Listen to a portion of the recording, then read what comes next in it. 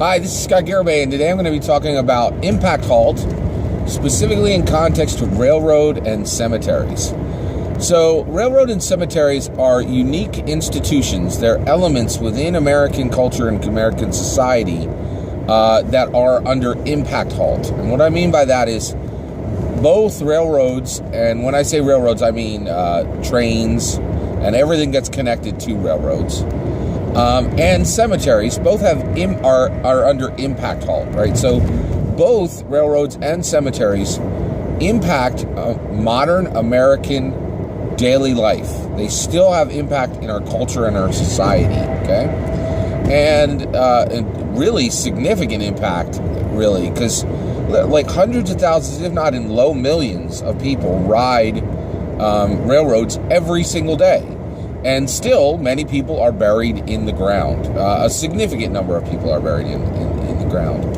And in addition to that, we have millions of graves all over the United States of America that are being maintained, and there are cemeteries that are maintained as well.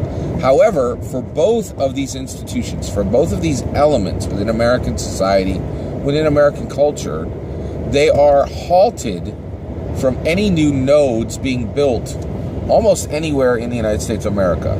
There might be a few exceptions, but overall, you are not going to see a new railroad built, and you are not really going to see a new cemetery built. The reason why is, well, for cemeteries, it's very straightforward.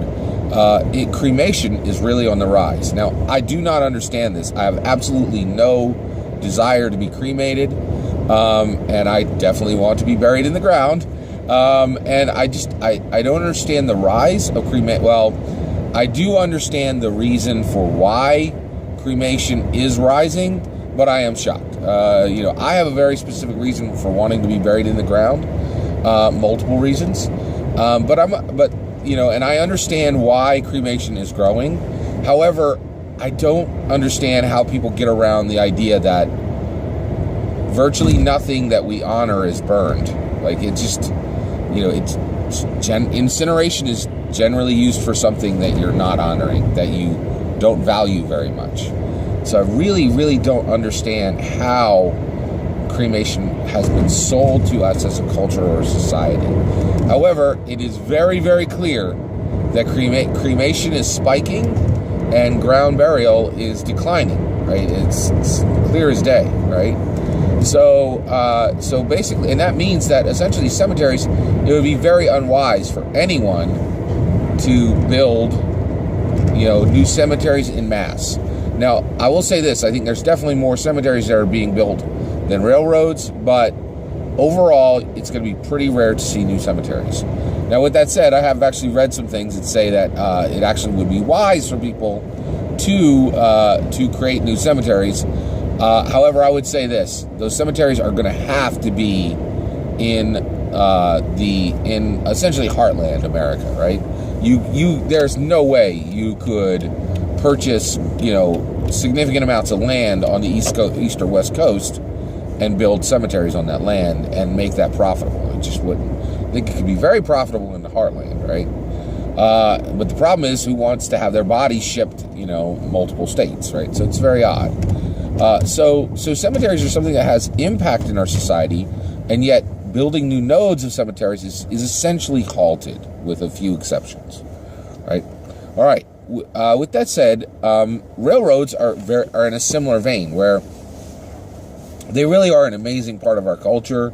I'm a huge fan of trains, specifically, just how they work, their history, what they do, the whole nine.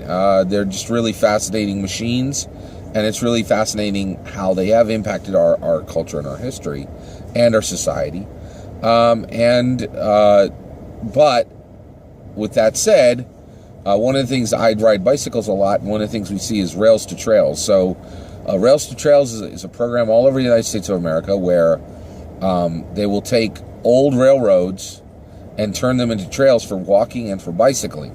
And the reason they do this is land rights are incredibly difficult to get now, right? That's another reason why it would be virtually impossible to create any new railroads on the East or West Coast. Again, you could do this in the heartland because there's plenty of open ground there, but there's not enough people to really use that infrastructure. Okay, and by the way, railroads are infrastructure transportation, right? And the other issue, so really, without a doubt, you still have a lot of significant impact coming to American culture and society through railroads. They are functioning. Amtrak is major facility. They build new railroad cars all the time, and railroad cars, they're really amazing pieces of technology, and they're still built today. And we move an immense amount of passengers. Actually, we move an immense amount of freight through railroads, and we still do move quite a few people through passenger trains, right? But overall, so they do have that impact, but they're absolutely halted. And again, one of the reasons why is on the east or west coast, it would be just virtually impossible to get the land rights to cut a line through anywhere, right? Of a significant distance. And then, you can do it in the heartland, but there aren't enough people to support that infrastructure. So I really have been thinking a lot about impact halt and institutions in America that are under impact halt. If there's any that I'm missing, let me know. I think there might be a few that I'm missing. But let me know your thoughts on impact halt and what you think is going to happen with cemeteries and railroads going forward. I've been thinking a lot about both of these institutions. I think they're very interesting. Take care.